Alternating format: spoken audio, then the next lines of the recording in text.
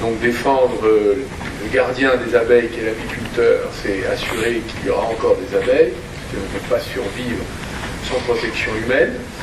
Avant l'humanité, avant l'être humain, c'est sa particularité. Et surtout, s'il n'y a pas d'apiculteurs qui sont en situation économiquement viable, eh bien, nous importons un miel d'ailleurs et nous sommes en situation de dépendance par rapport à la reproduction de nos pollinisateurs. Donc c'est à la fois de très bon miel avec des apiculteurs sur tout le territoire, mais aussi une forme de soutien du consommateur au repeuplement des cheptels de nos apiculteurs pour qu'ils puissent financer leur croissance dont nous avons besoin. Nous importons la moitié du miel que nous consommons et il ne reste plus que 50 apiculteurs de plus de 1000 ruches dans notre pays. Voilà, c'est un phénomène. Il y a beaucoup de pays qui n'ont plus d'apiculteurs. Il faut quand même juste le savoir. Donc, on a une inquiétude sur ce plan-là. Donc, cette start-up très modeste, un chiffre d'affaires qui pousse fort, mais elle essaie de rendre un service à la société. Voilà, je voulais vous remercier d'avoir mis ce miel en valeur. C'est une initiative bien modeste, mais nous sommes très heureux de la mener avec 45 apiculteurs sur tout le territoire national. Il y a un peu parallèle avec le numérique dans ce que vous... Et tous les domaines posent la question de savoir qui décide finalement. Le mot souveraineté était un mot honteux puisqu'on l'a associé au nationalisme, à la xénophobie, à la haine de l'autre. Pour moi, c'est un mot qui d'abord est issu de la Révolution française, puisque nous avons arraché, le peuple a arraché le droit de décider sur les rois, et donc enlever une couronne pour y installer une assemblée de la nation, c'était un acte absolument sacrilège par rapport à ce qu'était le droit divin de l'époque qui régentait la société. Et cette prise de pouvoir, elle reste finalement aujourd'hui d'actualité, puisque face à la puissance économique, l'accumulation capitalistique et la richesse d'entreprises qui disposent d'un pouvoir de marché considérable, la question de savoir si les États ont encore la possibilité, c'est-à-dire les États démocratiques, qui sont sous le contrôle démocratique des citoyens, si ces États ont encore la possibilité d'intervenir. Et c'est tout le débat en Europe par rapport à la question numérique. Nous sommes en situation de dépendance, j'ai envie de dire même coloniale. Nous sommes des colonisés numériques avec le sourire, c'est-à-dire qu'on n'en souffre pas, c'est très agréable, c'est facile sur le plan technologique, on achète sur étagère les solutions, on ne se pose pas de questions où fiche le camp nos données, mais nous avons en face de nous l'alliance de deux stratégies. Une stratégie tentaculaire d'accroissement de la rente technologique par les grandes entreprises numériques américaines, et un État américain qui a organisé l'extraterritorialité de son droit, c'est-à-dire qui considère que sa loi doit s'appliquer à ces entreprises opérant sur des territoires qui lui sont étrangers et auxquels il inflige ses propres règles. L'extraterritorialité du droit américain, c'est le Cloud Act, le Patriot Act, ou toute autre forme de loi. On l'a dans la corruption, dans l'usage du dollar. Et la conséquence de ça, c'est que aujourd'hui, tous ceux qui utilisent les données de notre activité du droit américain et sont autorisés, même en situation d'obligation de devoir rendre des comptes à l'État américain et de donner les informations dont il dispose. Et donc ça veut dire que la rente technologique s'est transformée en système de contrôle de nos vies. Alors on peut le dire de façon abstraite en disant quelle vie, de quoi parlez-vous. Alors chacun a pris conscience que ce n'est pas que la vie privée, c'est aussi les données de nos entreprises. La question de l'hébergement est un élément fondamental, puisque nous sommes en train de perdre le contrôle de nos hébergeurs, de notre hébergement souverain. Et donc la question de la souveraineté dans tous les compartiments de l'activité numérique est aujourd'hui posée pour des gouvernements ou des futurs gouvernements, et nous allons avoir à faire des choix politiques majeurs dans les années qui viennent. Si nous voulons être en situation économiquement de pouvoir décider, ou tout simplement en situation de pouvoir contrôler les dérapages démocratiques que les algorithmes privés infligent au débat public. Parce que ça fait aussi partie du problème. Voilà, j'ai résumé le problème de façon très polie et diplomatique, vous l'avez remarqué. Vous avez vu les Facebook Files dans le Wall Street Journal? Mais si vous voulez, oui, tous les jours nous allons avoir des événements de cette nature, avec évidemment, on a eu Cambridge Analytica, on a les rachats par les grandes entreprises du numérique de toutes les startups, parce qu'en plus ils tuent l'innovation, c'est-à-dire qu'ils gardent des positions de monopole. Mais moi-même qui vends du miel sur internet, bleublancruche.fr, mon patron, avec mes salariés, la directrice générale, etc. Mon patron, c'est l'algorithme de Google que je suis obligé de charmer, auquel je suis obligé de m'adresser.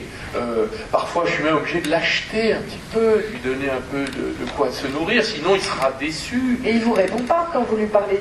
Surtout, je n'ai pas d'interlocuteur. C'est comme chez Amazon. Est-ce qu'on va vendre notre miel chez Amazon? J'ai beaucoup d'amitié pour tout ce secteur Made in France, Cdiscount par exemple. Ce sont des algorithmes. Bon, au moins chez Cdiscount, il y a quelqu'un au téléphone qui répond, qui dit voilà comment on peut corriger. Chez Vente Privée aussi, j'ai fait des déstockages chez Vente Privée. Vous avez quelqu'un qui vous revend chez Amazon. Vous êtes en face de la robotisation de la relation clientèle, et donc nous sommes dans un autre monde. C'est d'ailleurs pour ça que je ne suis pas chez Amazon. Nous avons décidé avec mon équipe de ne pas y aller. Donc je prends ces exemples, c'est pour vous dire que la question et je relisais dans le métro les déclarations du gouvernement français, interrogé par les parlementaires, sur qu'est-ce qu'ils comptent faire. Bon, le Digital Act, même le gouvernement dit, les amendes, ça sert à rien. On en a infligé, on a tout essayé. Donc maintenant, c'est la question du démantèlement, en fait, qui est posée, qui est sur la table. Alors c'est intéressant parce que ce sont les Américains qui en parlent eux-mêmes le mieux. Je ne parle pas des fondateurs de Facebook ou de tous les autres, mais par exemple, aujourd'hui vous avez, je crois, une cinquantaine de plaintes sur le fondement de la loi antitrust chez les procureurs des États fédérés américains. Mais je repense à l'instigateur de la première loi antitrust aux États-Unis en 1890, John Sherman.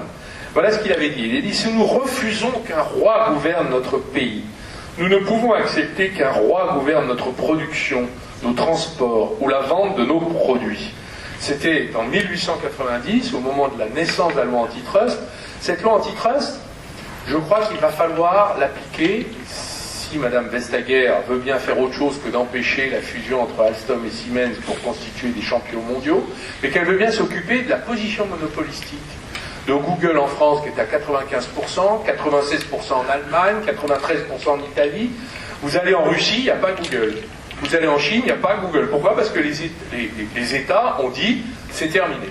Ma position politique, elle est comme entrepreneur, comme ancien ministre de l'économie, comme candidat au scrutin de l'année prochaine. Il faut commencer à préparer, même si la population a d'autres sujets. On va avoir des gros choix à faire. Et dans la structure arborescente de notre destin national, il y a des choix. Il ne faut pas trop se tromper, si vous voyez ce que je veux dire. Parce qu'on a assez perdu de temps et le redressement de notre pays est sur la table. Donc pour moi, la question de la prise de décision, de l'interdiction de parts de marché monopolistiques, comme toute autorité de la concurrence pourrait l'imposer à une entreprise qui commercialiserait des biens physiques, je considère que Google doit descendre en dessous de 50% pour permettre à la créativité de ce pays, de notre pays, des entrepreneurs, d'être protégés et de pouvoir constituer des alternatives qui aujourd'hui n'existent pas. Alors j'ai fait un petit tour. Excusez-moi, mais comment on démantèle? C'est quoi le mode d'emploi? Alors, vous avez deux solutions, soit les nationales, soit les européennes. Au plan européen, il est parfaitement possible aujourd'hui, à la Commission européenne, de dire vous mettez vos parts de marché à 30%, donc quand vous avez atteint au mois de janvier, février, mars, vos parts de marché, vous n'avez plus le droit, donc après, on vous interdit de le faire. Cette protection-là, c'est une protection réglementaire et légale. Évidemment, c'est un énorme coup de pied à nos amis américains. Moi, je me souviens du voyage d'État chez M. Obama à l'époque, qui avait dit vous y allez fort, on n'était même pas aux amendes à l'époque. J'avais déposé une plainte, moi, comme ministre de l'économie, avec mon counterpart, homologue, monsieur Sigmar Gabriel, vice-chancelier d'Allemagne, à la Commission européenne. À l'époque, c'était un certain Almunia qui gérait la concurrence. Il avait dit, mais mieux vaut un bon accord que tes plaintes. Pourquoi tu déposes des plaintes? Je lui dis, mais parce que nous sommes en situation de dépendance et que nous ne pouvons pas l'accepter. Or, votre boulot, c'est de faire ça. Il a dit, oui, mais on ne peut pas, c'est les Américains. Donc voilà, c'est l'OTAN, c'est les alliances, c'est la mentalité de coloniser. Il faut relire quand même ce jeune disciple de Michel de Montaigne, La Boétie. Je crois que c'est 1624, discours sur la servitude volontaire. Il dit, notre servitude, c'est une habitude. D'ailleurs, c'est presque le même suffixe. C'est qu'on s'y est tellement habitué qu'on n'y a plus de sensibilité. Donc, cette espèce de remontada souveraine en matière numérique va passer par une confrontation avec les États-Unis, mais comme ils ne nous font aucun cadeau. Le coup de poignard à 56 milliards vaut bien la fin de Google en Europe. On peut le faire au plan national. Moi, personnellement, j'ai fait un petit tour de l'écosystème, Tariq Krim, M. Rudel. Je suis allé les voir. Je leur ai dit, est-ce que vous êtes prêts à monter les boîtes qui manquent pour remplacer Google? Et il me dit, oui, on en aura 5-6 au début. D'ailleurs, l'État peut parfaitement être l'amorceur, parce qu'il serait temps que l'État se mette à amorcer. Le capital privé risque, il y en a peu. À des montants élevés, hein, on va dire. Il y a du capital risque, bien sûr, mais il peut en France, à des montants élevés. Donc la prise de risque nationale sur la naissance d'une alternative numérique à nos hébergeurs, au VH pour les soutenir, parce que je les jeter dans les bras de Google, ils viennent de passer un accord avec Google, Orange vient de passer un accord, je crois, avec Microsoft. On ne peut pas continuer comme ça. On a besoin de protéger nos entreprises stratégiques, notre État. Et donc, la stratégie numérique souveraine, ça fait partie du programme, un des programmes politiques à la fois les plus innovants et les plus déterminants du futur de notre économie. Alors j'ai une question pour finir. Est-ce que donc, vous ne regrettez pas de ne pas d'avoir empêché la vente de Dailymotion à Yahoo? Parce qu'aujourd'hui Dailymotion c'est pas grand-chose. Bah Yahoo non plus, c'est plus grand-chose. En fait. Pourquoi j'ai dit non? D'abord j'ai dit non à Orange. Je lui ai dit vous vendez pas. D'abord on n'était pas obligé de vendre aux Américains. Et j'ai convoqué le type de Yahoo, qui s'est pointé, le numéro 2 de Madame Mayer, à l'époque, Marissa Mayer, oui, c'est ça, je ne me trompe pas, qui est venu par son premier avion, il m'a dit quand même, nous voulons développer. J'ai écouté, vous avez racheté 18 boîtes, dont Tumblr, vous les avez toutes tuées. Donc moi, je ne vais pas vous laisser tuer une boîte qui est une pépite française. C'est pas parce qu'on a empêché la vente que cette décision interdisait de la développer. Donc Orange n'en a rien fait, parce qu'Orange ne sait pas faire. Il y avait peut-être d'autres décisions à prendre, mais moi je ne suis pas le patron d'Orange. Je suis désolé. Chacun son boulot. Moi je ne suis que le ministre qui dit non quand ça ne va pas. C'est pas très agréable, mais franchement, je me suis fait engueuler en Californie quand je suis allé dans la Silicon Valley. On dit quand même, vous exagérez l'image de la France. Mais l'image de la France, c'est l'image d'un pays qui existe. Voilà, et qui défend ce qu'elle est, sa créativité, ses startups, ses boîtes. Et moi, je propose qu'on change de méthodologie. Au lieu de dire non, maintenant, on va dire oui. C'est-à-dire qu'en fait, on va dire oui à des projets qu'on va financer nous-mêmes.